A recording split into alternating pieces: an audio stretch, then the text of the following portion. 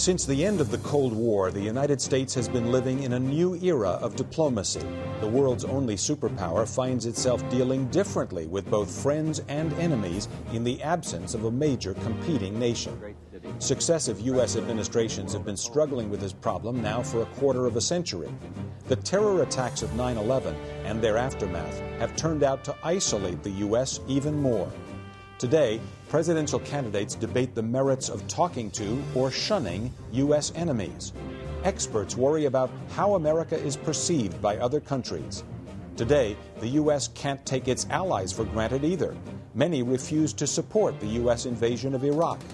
What does the future hold for U.S. foreign policy? Does Washington have the clout it once did? Is the word superpower itself even relevant anymore? We'll look at these and other issues next on Great Decisions. In a democracy, agreement is not essential, but participation is. Join us as we discuss today's most critical global issues. Join us for Great Decisions. Great Decisions is produced by the Foreign Policy Association, inspiring Americans to learn more about the world. Funding for Great Decisions is provided by the Star Foundation and U.S. Trust. Around the world, the administration of George W. Bush is widely considered to be among the most unilateral in modern history. Mr. Bush disengaged from the Israeli-Palestinian conflict. At first refused to speak to governments in Iran and North Korea about their nuclear programs, and perhaps most notably went to war in Iraq over the objections of much of the international community. Many feel the United States left them on the wrong side when President Bush famously declared after 9/11, "You're either with us or against us." With the Iraq War dragging on years after he thought it would end and public and congressional opinion sharply down from the post-9/11 days, Mr. Bush's approach seems to be changing. In the last 6 months, formal talks have begun with Iran and Syria aimed at quelling the violence in Iraq. The administration has agreed to provide aid to North Korea if it halts its nuclear program. And there's been a U.S. diplomatic push to revive peace talks between Israel and the Palestinians. Those conversations have to be ongoing, they have to be sustained, they have to be at a very high level in order to make any progress. Why, after going it alone for so long, has the United States begun talking? Some believe that losses in Iraq and the war's ever-growing unpopularity mean the U.S. can no longer afford to turn its back to other nations' views. Some suggest the initial hard line was a tactic to set the stage for favorable negotiations. A number of top U.S. officials have left, notably former Secretaries of State and Defense Colin Powell and Donald Rumsfeld, making way for changing policy. Under changing circumstances, how far would this or a future administration be willing to go?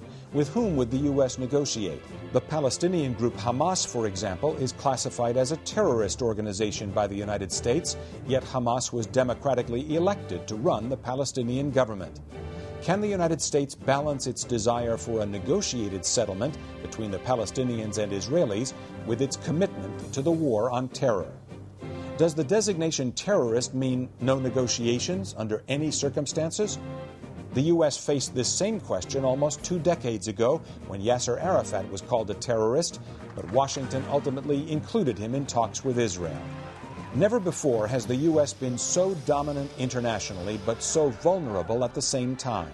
How long can this situation go on? Was it unavoidable? Has U.S. international standing been irrevocably damaged? Or has this episode made Washington stronger in some ways? And how might future administrations proceed when the White House changes hands next January? Dangerous dialogue, talking with the enemy, next on Great Decisions.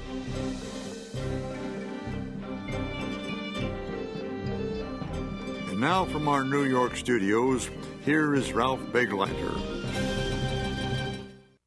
Welcome to Great Decisions. To help us talk about the future of U.S. diplomacy and whether the United States should speak with its enemies, we have Donald Gregg, former U.S. ambassador to South Korea and chairman of the Korea Society and former advisor to Vice President Bush, also a former CIA analyst. And John Whitehead, former Deputy Secretary of State in the administration of Ronald Reagan. Welcome to you both. Thank you. So, should the United States talk to its enemies or shun them? Don? I don't want to make a general statement on that, but more often than not, I think talking is much better than shunning. And even worse than shunning is demonizing, which is something that we've had a tendency to do from time to time. We demonized Ho Chi Minh, we demonized Kim Jong-il, and that makes it harder to start the kind of dialogue with people like that that can eventually help us avoid hostilities and lead to a diplomatic solution. Calling the Soviet Union an evil empire wouldn't lead to discussions with the Soviet Union? Well, President Reagan did that, but then he didn't live by that statement. He knew what Gorbachev represented, and he had a terrific dialogue with Gorbachev.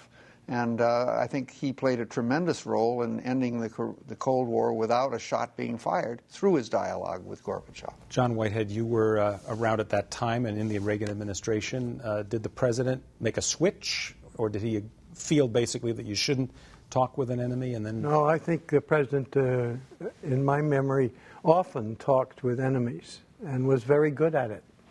And his relationship with Gorbachev is a good example of how he softened the relationship between the Soviet Union and the United States and helped lead to a solution of the Cold War.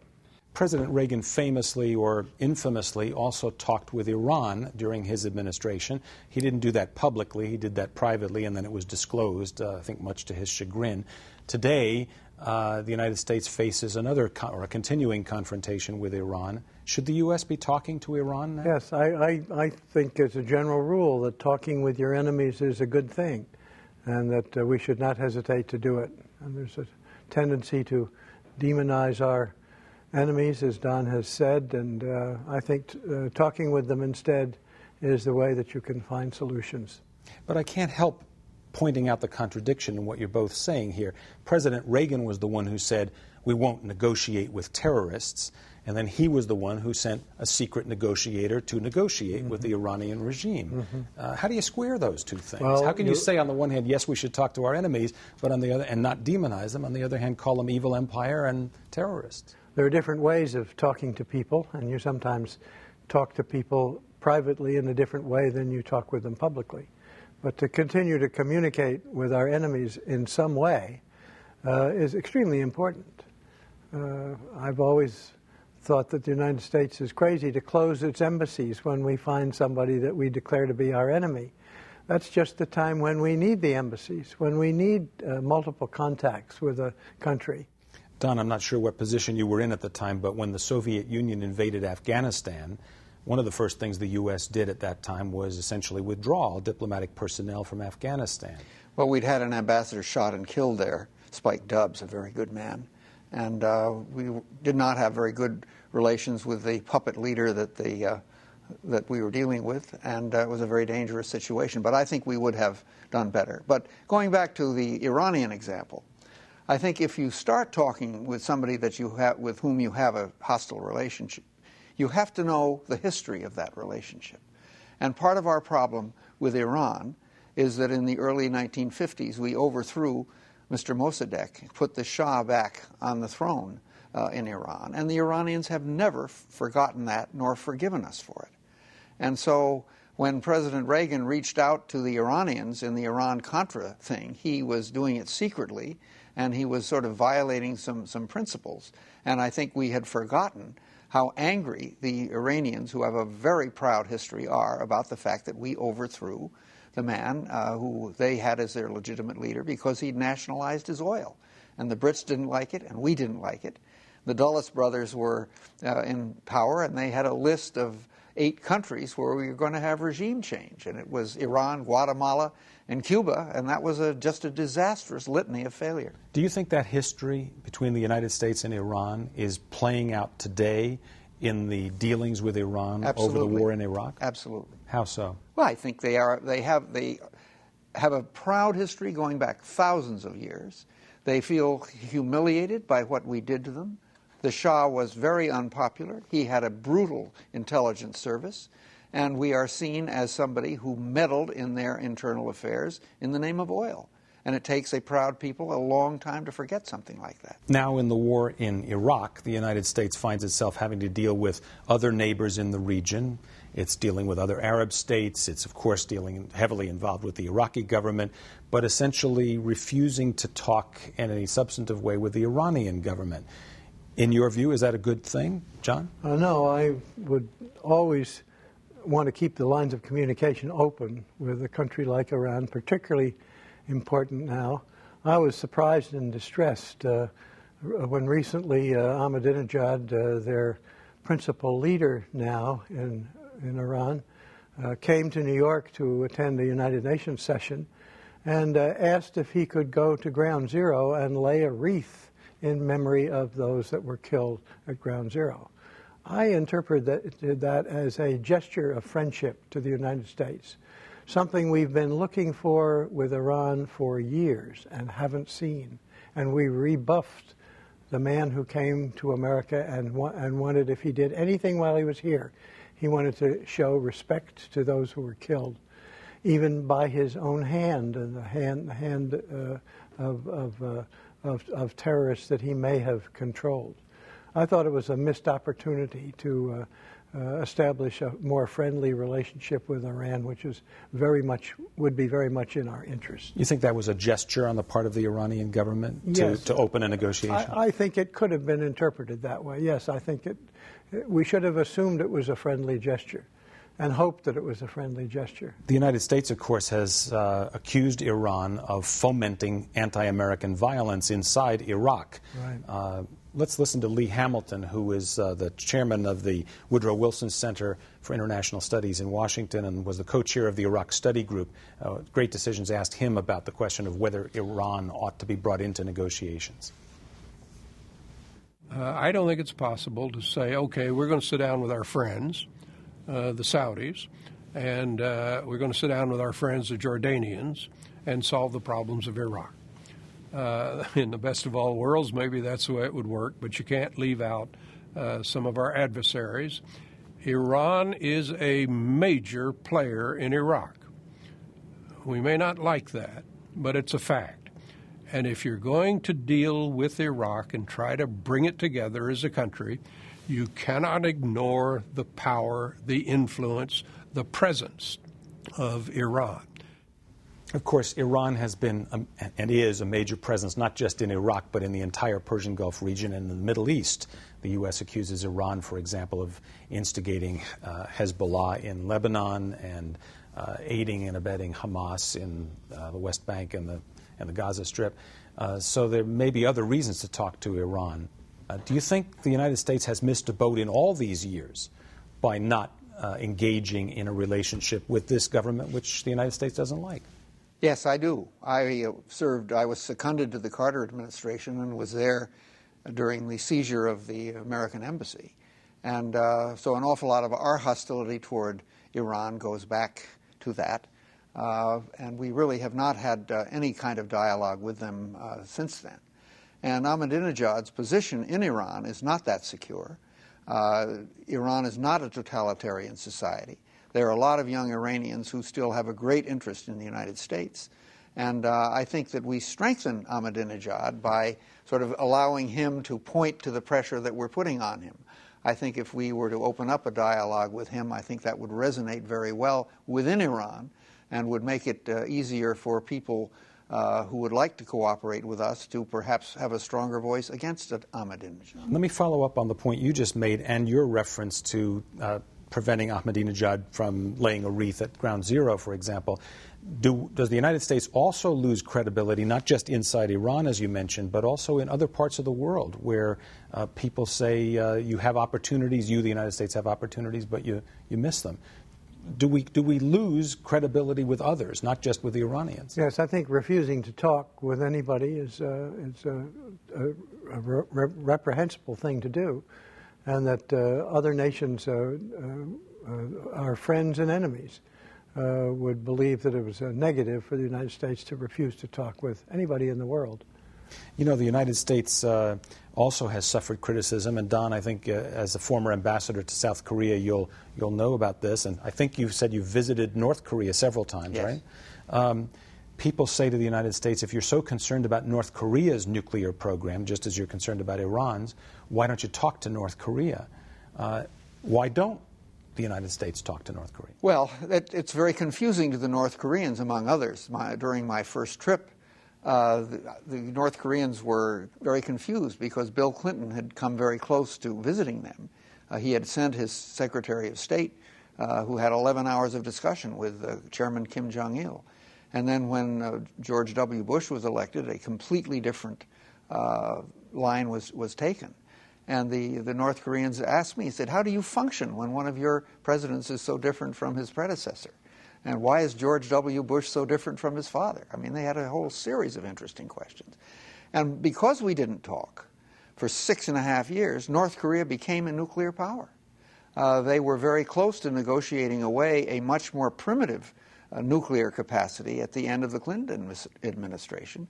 But because they were called part of the axis of evil, along with Iran and Iraq, because President Bush referred to Kim Jong-il as a pygmy and said, I loathe the man, that made it very difficult for us to have any kind of dialogue.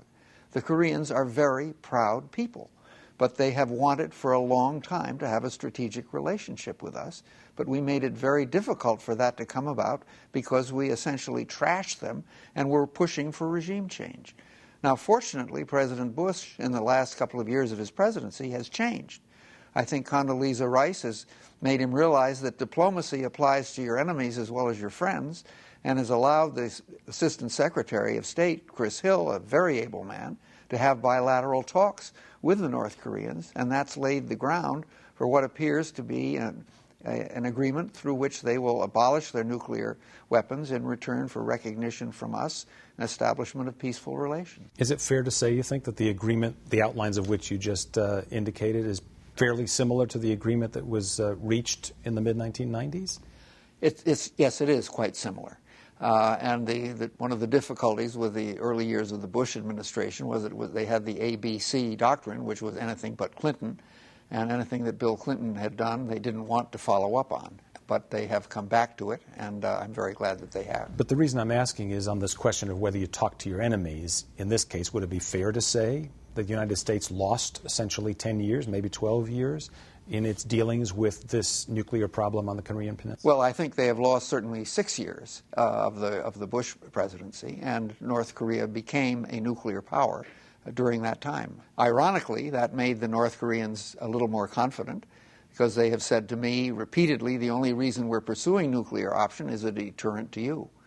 So they are a little more confident in talking to us, and the fact that we are talking now has, I think, paved the way for an agreement to be reached. John Whitehead, I know you've been involved in discussions like this as well with North Korea and with others.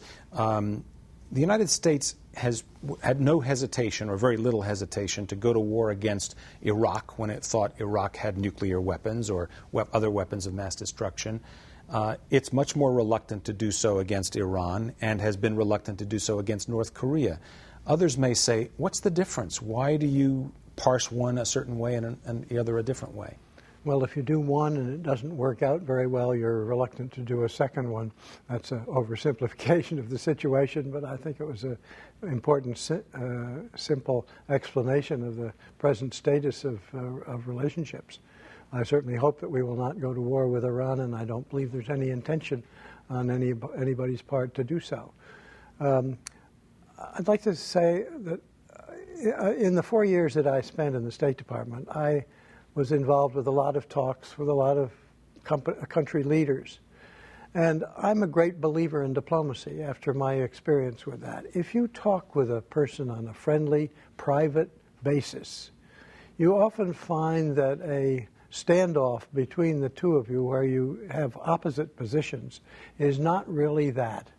And in a conversation you can often discover, and I did often discover, that what they wanted could be accomplished and what we wanted could also be accomplished. That the point that the disagreement was not just a direct disagreement, that there were sort of overlappings, and you could arrive at a decision if you kept an open mind and kept the conversations going and began to have confidence in the person that you were conversing with. You could often open up new approaches that often led to successful conclusions. And I found I had so many examples of that happening and working that I just believe it's a great general rule is to keep talking all the time. During the Reagan administration in which you served, the president and others in the administration repeatedly referred to Yasser Arafat and the PLO as terrorists, and that there would be no negotiations with terrorists. At the very end of the Reagan administration, I think it was December of 1988, the administration decided to open the door to negotiations with Yasser Arafat, and that, of course, led to further agreements in the early 1990s, the Madrid Peace Conference eventually, and things like that. My question to you is, today, the United States faces a democratically elected Hamas government in the Palestinian territory of the Gaza Strip, and yet the United States will not meet with or negotiate with Hamas leaders. Is that the right step to take? I think not. I think without the United States participation, it's unlikely that there will be any conclusion of good results between the Palestinians and the United States. So you think it would actually be Israel. You think it would be better for Israel's future and the United States' future if the U.S. negotiated with Hamas? Yes, absolutely. How about you, Don? Have you thought about that one? Well, we encouraged an election in Lebanon and votes in Palestine, and the people we didn't like won. And so I think we have to live with the results of plebiscites and so forth. Yes, I think we ought to talk, and I think we're moving in that direction now. You can speak out, we should speak out against terrorism by any of the parties and condemn it. But that doesn't mean we have to stop talking with them. We can do both at once. And that's all the more reason to talk to Iran, because Iran is the great supporter, supposedly, of Hamas. And so I think that's all the more reason to talk with Iran, to see if we can't come to some sort of accommodation so that an agreement can be reached. In the Middle East, things are always intertwined and intertangled and so on. Iran keeps coming back, a supporter of Hamas, a supporter of Hezbollah in southern Lebanon. The U.S. accuses it of anti-American work inside Iraq. Great Decisions talk with Jessica Matthews, who's the president of the Carnegie Endowment in Washington, about Syria, with whom also the United States has had tense relationship, and Iraq. Syria wants to talk to us. They've been knocking on the door for 2 years, and the Bush administration has ignored them. Iran is going to be much, much tougher for the administration and for Congress. But we have to do it because there is just, if finding a solution in Iraq is the #1 priority, that makes dealing with Iran the #1 priority too. So she raised a point about Congress's role in all of this. It's not really just up to the president or the Secretary of State or the National Security Advisor. You've got to get congressional support, at least the indication that Congress will not oppose you strongly. Do you think Congress ought to be more closely brought into these dealings with American enemies? Yes, I do. I mean, I think we should find ways in situations which I handled in Washington. Having one of my responsibilities was to deal with the satellite states of Hungary and Poland and Czechoslovakia and the others about their position with the Soviet Union, and I tried to make little chinks in their loyalty to the Soviets. And one of the things I found was that they wanted to be friendly to the United States. They were fearful that Russia would clamp down on them if they evidenced that. But their desire was to, one of their Soviet puppet leaders said, "We are a Western European country. We don't want to be an Eastern European country." And eventually that's what will happen.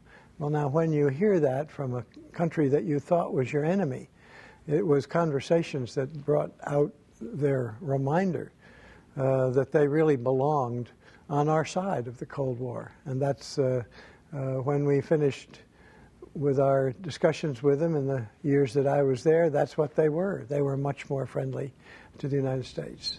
A final comment on a country that is not perceived as an enemy. In fact, it's an ally of the United States. Turkey is a NATO ally of the United States. But in the last few years, public opinion in Turkey toward the United States has plummeted to the point where public opinion surveys now show many, many Turks don't like the United States. Yet they're an ally.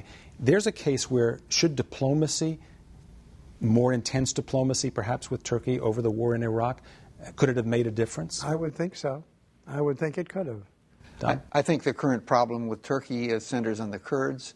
The Kurds are more friendly to us than any of the other ethnic groups in Iraq, and the Turks are terribly afraid of Kurdish independence. But that is a big problem between us and Turkey, and we need to talk about it all the time. Donald Gregg, former U.S. ambassador to South Korea, chairman of the Korea Society, and John Whitehead, former Deputy Secretary of State in the administration of Ronald Reagan. Thank you both for being with us on Great Decisions. And thank you as well for joining us on Great Decisions. I'm Ralph Begleiter. To learn more about topics discussed on Great Decisions, visit our website at www.greatdecisions.org. To order a copy of the Great Decisions Briefing Book, a DVD set of this series, or to join a Great Decisions discussion group in your area, contact the Foreign Policy Association. Funding for Great Decisions is provided by the Star Foundation and U.S. Trust.